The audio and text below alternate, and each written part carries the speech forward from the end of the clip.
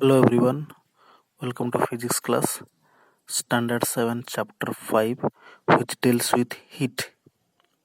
In this chapter we will study about heat and its different units, effect of heat, modes of transfer of heat, thermoflash, its structure and function. So let us begin the topic by discussing heat and its unit. You are familiar with hotness and coldness. If we touch to a container containing boiled water, what do you feel? We feel hot. If we touch a piece of ice, what do we feel? We feel cold. So these are the common experiences, and we are also very familiar with the hotness and coldness of things which are present around us. So, like light energy, heat is also a form of energy which is responsible for the sensation of hotness and coldness.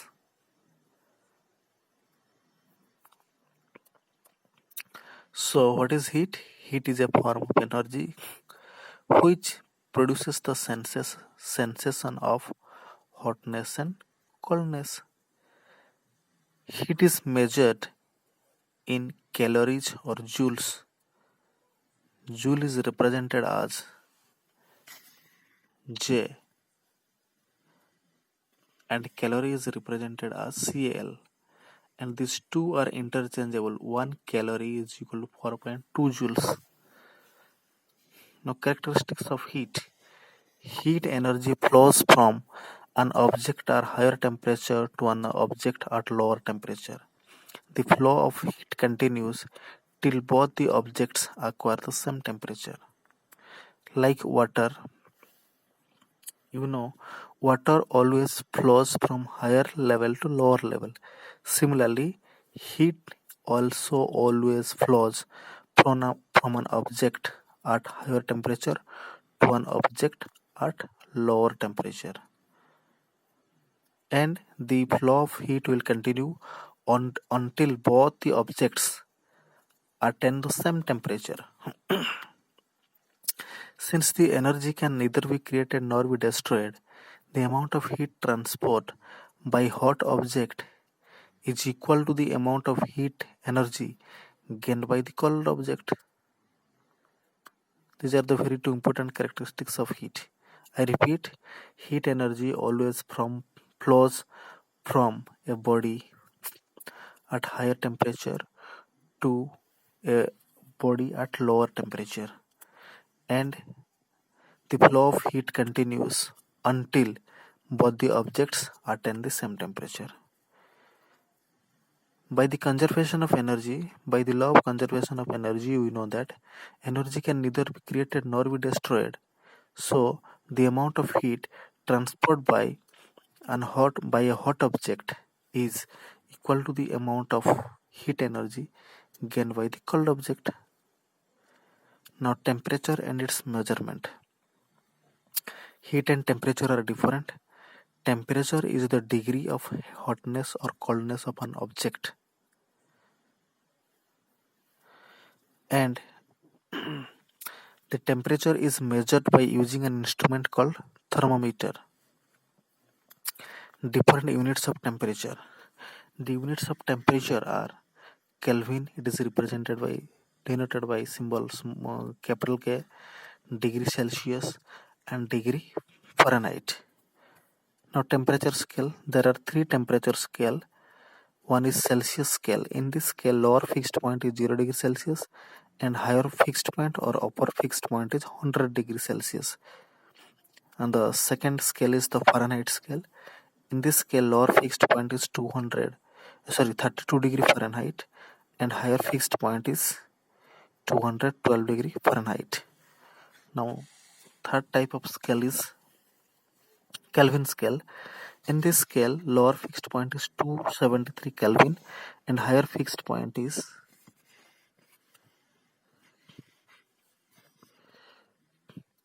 373 Kelvin.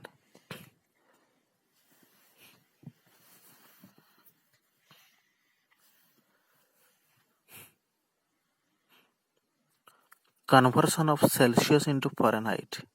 The following equation is used to convert Celsius into Fahrenheit. Degree Celsius by 5 is equal to degree Fahrenheit minus 32 by 9, where C is the temperature of an object in degree Celsius and F is the temperature of the same object in degree Fahrenheit. Conversion of Celsius into Kelvin. The following equation is used to convert Celsius into Kelvin. K is equal to degree Celsius plus 273, where K is the temperature of an object in Kelvin and C is the temperature of the same object in Celsius.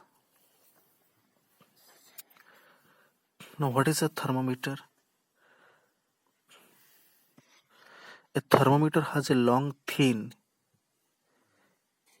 tube called capillary tube.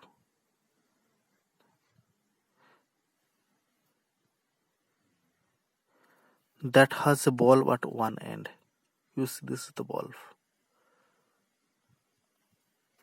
The bulb contains either mercury or alcohol. The bulb contains mercury or alcohol.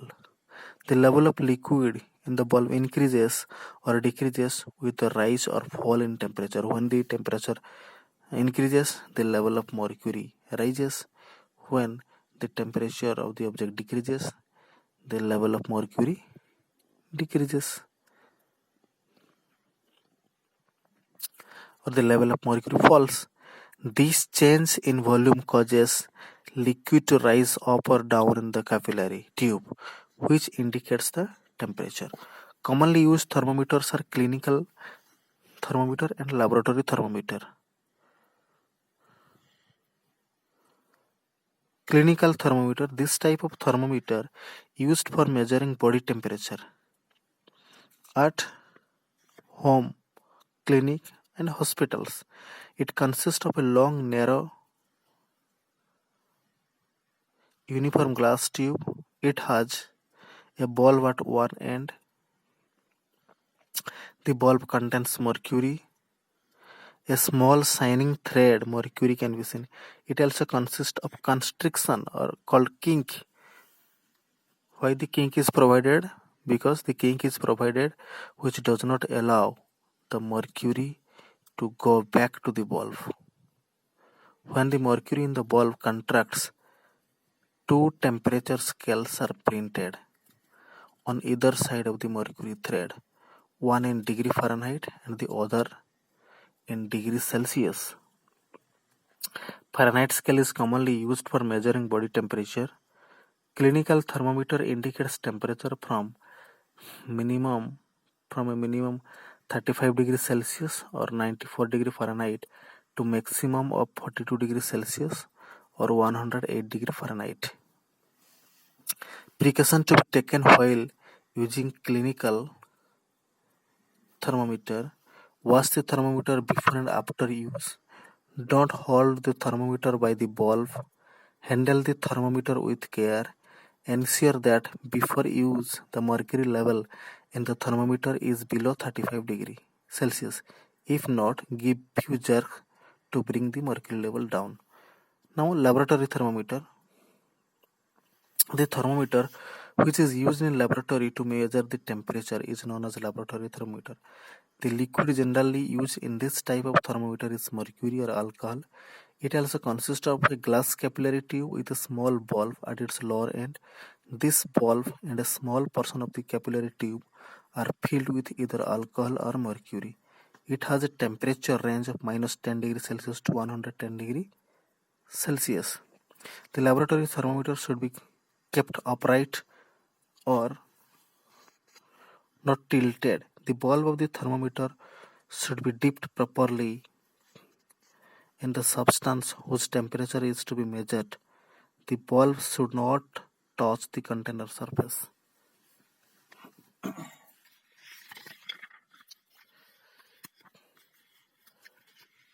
Now we discuss about effect of heat.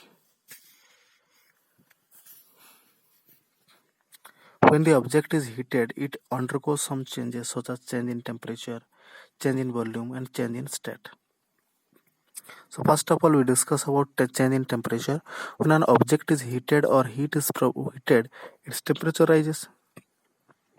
If the object is cooled or heat is taken away, its temperature decreases.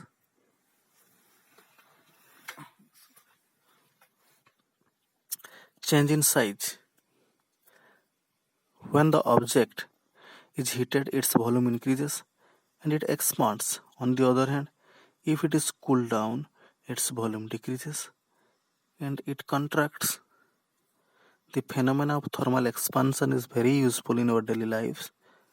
For example, a small gap is left between two consecutive railway rails to allow for the expansion during summer. If the gaps are not left at the joints, the tracks will get deformed due to the thermal expansion. A jammed metal lid can be removed from a bottle by pouring hot water or on the lid. Heat from the hot water expand metal liquid quicker than the glass bottle. As a result, it becomes loose and can be removed easily. Iron rims are fixed on the bullock carts using this concept. Heated metals rims expand and easily over the wooden cart wheel. On cooling, the rim contracts and gets firmly fixed onto the wheel. The flow of heat energy from a hotter object to a colder object, or from a hotter part of an object to the colder part of the same object, is called transfer of heat. What is transfer of heat? The flow of heat energy from a hotter object to a colder object, or from the hotter part of an object to the colder part of the same object is called the transfer of heat. So heat transfers from one body to another body due to difference in the temperature of the two bodies. If there is no difference in the temperature between the two bodies, the heat will not transfer. Now, change in state. Another effect of heat is that it causes the change in the physical state of matter of the substance which is heated.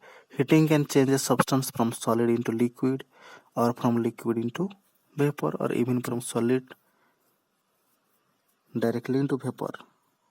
You know the changes of state from solid to liquid, liquid to gas, or directly from solid to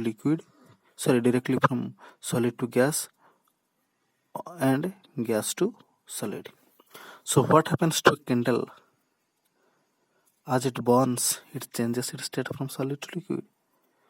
The temperature at which a pure substance melts is known as its melting point. Remember, the temperature at which a pure substance melts is known as its melting point. For example, ice melts at 0 degrees Celsius, so melting point of ice is 0 degrees Celsius.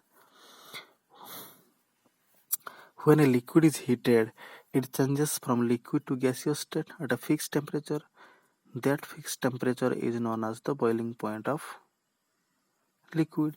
Boiling point of water is 100 degrees Celsius.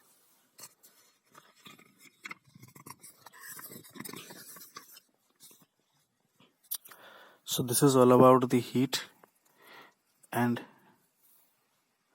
its different units and the instrument used to measure temperature. In the next video, we'll discuss about the mode of transfer of heat. Thank you.